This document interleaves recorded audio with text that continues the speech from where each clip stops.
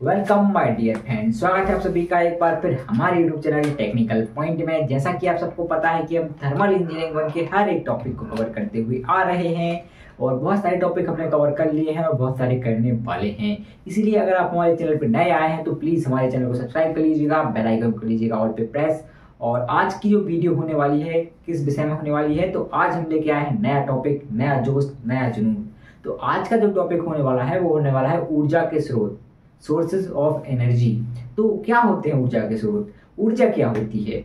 ऊर्जा कार्य करने की क्षमता होती है। ऊर्जा के स्रोत क्या होते हैं?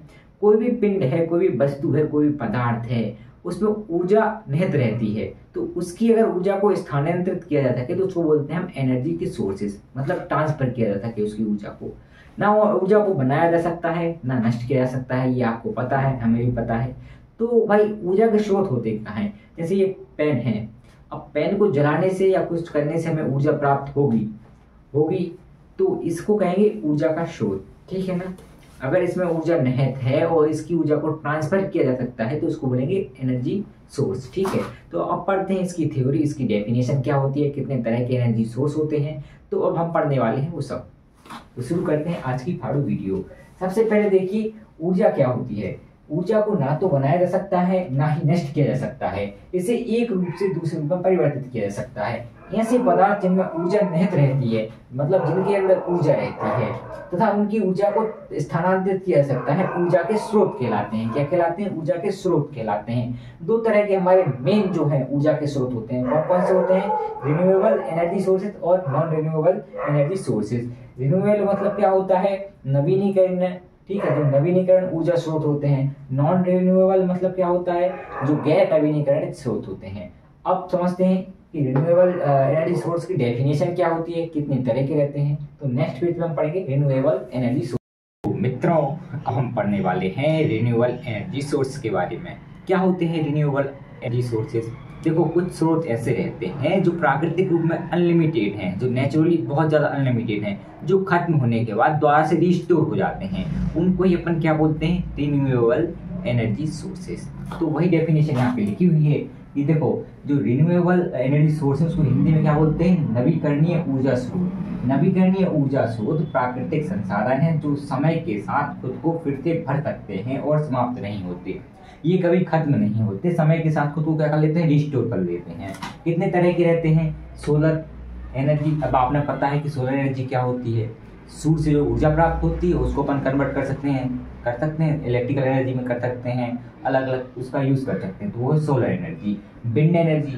विंड एनर्जी क्या होती है? जब आपने विंड टरबाइन देखे होंगे, पवन चक्की का नाम सुना है ना, तो उसके थ्रू अपन क्या करते हैं? एनर्जी जनरेट कर सकते हैं, तो वो भी एक प्रकार का एनर्जी सोर्स हो गया, विंड एनर्जी हो गई। बायोमास एनर्जी क्या है? जितनी भी वेस्टेज रहती है, वेस्टेज मतलब प्लांट्स रहते हैं, ह्यूमन वेस्टेज रहती है, एनिमल वेस्टेज रहती है, उनको यूज करके अपन बायोगैस बनाते हैं कि बनाते, तो वही है बायोमास एनर्जी। फिर है जियोथर्मल एनर्जी। जियोथर्मल एनर्जी क्या होती है? ये बताइए, जो पृथ्वी है उसके कोर में बहुत ज़्यादा हीट रहती है, तो हीट को कन्वर्ट कर सकते हैं, ठीक है, एनर्जी के रूप में किसी दूसरी फॉर्म में कन्वर्ट कर सकते हैं, तो वही हो जाती है तो आपकी जियोथर्मल एनर्जी। हाइड्रो पावर क्या है?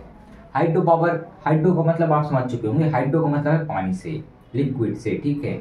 हाइड्रो पावर मतलब लिक्विड के थ्रू अपन क्या कर रहे हैं? पावर जनरेट कर रहे हैं। कोई भी जल है, जैसे जल टर्बाइंस मान लो, पावर प्लांट रहते हैं, हाइड्रो पावर प्लांट आपने सुना होगा, तो अपन कर सकते हैं जल के थ्रू, ठीक है, तो उसको बोलते हैं हाइड्रो पावर। फिर आती है ओशियन थर्मल एनर्जी।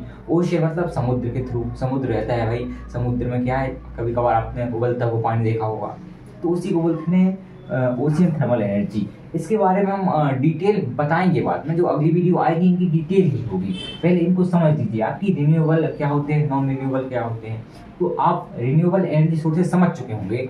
तो अब आगे बढ़ते हैं नॉन रिन्यूएबल पे, जो कि प्राकृतिक में लिमिटेड नहीं है, जो एक बार खत्म हुए तो खत्म हुए, दोबारा वो अपने आप को रिस्टोर नहीं करेंगे। तो बढ़ते हैं दूसरे पॉइंट पे, जो कि हमारा होने वाला है नॉन रिन्यूएबल एनर्जी सोर्सेज। तो फ्रेंड्स, अब हम पढ़ने वाले हैं कि नॉन रिन्यूएबल एनर्जी सोर्सेज क्या होते हैं, कितने टाइप के होते हैं और कैसे इनकी जो है यूज कहाँ कहाँ कर सकते हैं अपन। तो करते हैं उसको स्टार्ट। तो नॉन रिन्यूएबल एनर्जी सोर्स क्या होते हैं? ऐसे ऊर्जा स्रोत मतलब एनर्जी सोर्सेस ही होता है जिन्हें उपयोग करने पर उनकी पुनः प्राप्ति, मतलब कि दोबारा से उनको रिस्टोर नहीं किया जा सकता। एक बार आपने यूज कर लिया तो वो खत्म हो गया, ठीक है ना। उनको दोबारा रिस्टोर करने में या तो टाइम लगेगा या तो वो रिस्टोर होंगे ही नहीं। उन्हें पूर्ति नहीं होती है या उनमें बहुत अधिक समय लगता है, अनवीकरणीय ऊर्जा स्रोत कहलाते हैं। अनवीकरणीय ऊर्जा स्रोत मतलब नॉन रिन्यूएबल एनर्जी सोर्सेज। कितने तरह के रहते हैं? 3 तरह के रहते हैं mainly. Fossil fuels, fossil fuels क्या है? इनको बोलते हैं जीवाश्म ईंधन। किसी भी पेड़ पौधे मान लो और जीव के मान लो किसी अवशेष दबे रहते हैं, किसमें जमीन में बहुत सालों से अगर दबे तो वो क्या बन जाते हैं? एक प्रकार का फ्यूल बन जाते हैं। उनमें कार्बन की मात्रा बढ़ जाती है, कार्बन की मात्रा बढ़ने से उनमें जलने की जो क्षमता है वो उत्पन्न हो जाती है। एक दूसरा जो पॉइंट रहता है, दूसरा क्या है? लकड़ी। भाई लकड़ी को आप जला के हीट एनर्जी उत्पन्न कर सकते हो, है कि नहीं? फिर आता है यूरेनियम। यूरेनियम बड़ी खतरनाक जो है धातु है या फिर कह सकते हो एलिमेंट है, क्योंकि यूरेनियम क्या है? एक रेडिएशन करने वाला तत्व है। तो इससे थ्रू भी हम क्या कर सकते हैं? एनर्जी को जनरेट कर सकते हैं। तो ये रहती है हमारे रिन्यूएबल और नॉन रिन्यूएबल जो क्लासिफिकेशन है उनकी डेफिनेशंस। उम्मीद करता हूँ कि आपको ये बहुत अच्छी तरीके से समझ में आ चुकी होगी। आज की वीडियो में इतना ही। अगली वीडियो में हम पढ़ेंगे फॉसिल फ्यूल्स क्या होते हैं, कितने टाइप के रहते हैं, फुल डिस्कशन करेंगे इनका। तो अगर आप हमारे चैनल पर नए आए हैं तो हमारे चैनल को सब्सक्राइब कर लीजिए, वीडियो को कर दीजिएगा लाइक। Thanks for watching.